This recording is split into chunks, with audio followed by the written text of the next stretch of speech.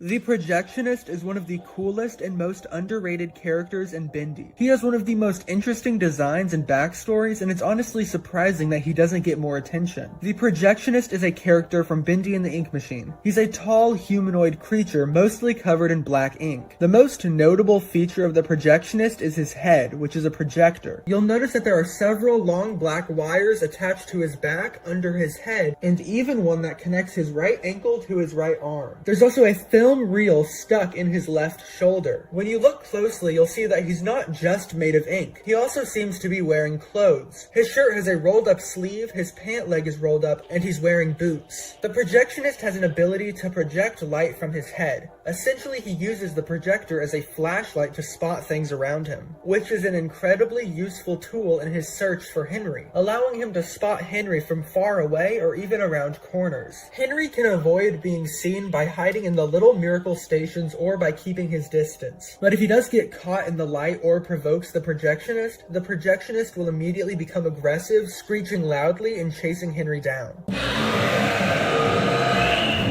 If he gets too close, he attacks, and the chase does not stop until Henry manages to run away or hide somewhere safe. In the game, you first encounter the Projectionist after receiving a task from Alice Angel to collect 5 ink hearts. The Projectionist is wandering the area with the ink hearts, and each time Henry takes one, he becomes faster and more aggressive. Once Henry grabs an ink heart, the Projectionist will dash to his location to catch him. But before the events of Bendy and the Ink Machine, the Projectionist was once a man named Norman Polk. Norman was a Southern employee who worked as the lead projectionist at Joey Drew Studios. His job involved managing the projection equipment, which made him naturally inclined to work in dark places away from the spotlight. His preference for darkness and solitude was a key part of his personality. Norman was someone who preferred staying under the radar, quietly watching from the shadows. His tendency to avoid attention meant that he could notice things others missed, and he started seeing odd behavior among the studio's employees. One person Norman took a particular notice of was Sammy Lawrence. Sammy would stop the band mid-performance, turn on the projector, rush out of the room, and disappear for long periods of time. Norman didn't know what Sammy was up to, but his suspicious behavior didn't sit right with him.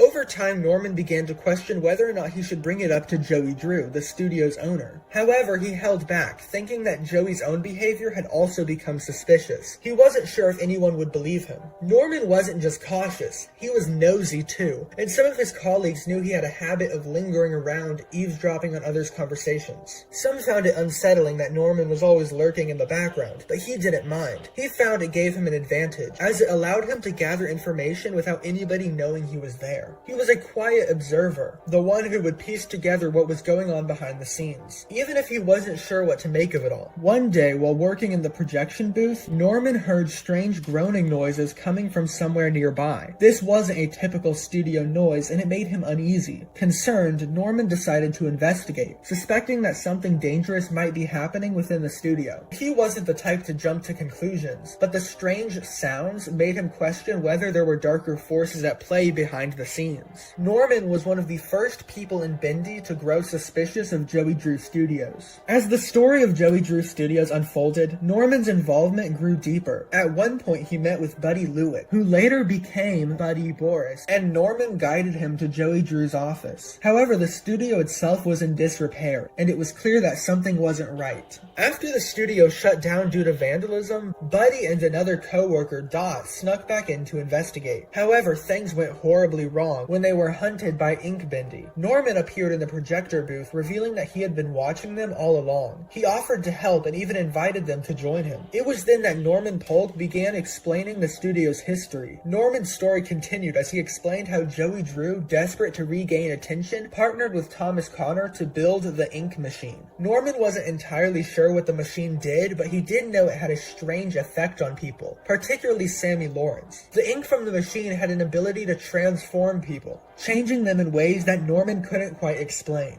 What made it even more unsettling was that the ink seemed to have a life of its own, moving on its own accord. As Norman spoke, Buddy began to panic, fearing that the ink he had taken might harm his family. Later in the story, when Buddy and Dot are trying to rescue another character named Jacob, they uncover the bodies of Norman and another character, Dave. Later, Joey explains that they were lured in and killed by Sammy, but were infected by the ink for too long and had very little soul left to use. The ink had transformed Norman into the Projectionist, one of the very first creatures to be placed in the cycle, right after the ink demon himself. His real-world body was placed in a coffin in the ritual room, alongside the coffin of Grant Cohen, the studio CFO. Norman Polk's transformation into the Projectionist marked a tragic and terrifying conclusion to his life. Once an ordinary man that worked in a dark projection booth, Norman was twisted into a grotesque creature by the very ink that had been used to fuel the studio's creations. This was a shorter video, but I wanted to take a moment to share the brief lore of one of the most underrated characters in the Bendy franchise. Thank you all so much for watching.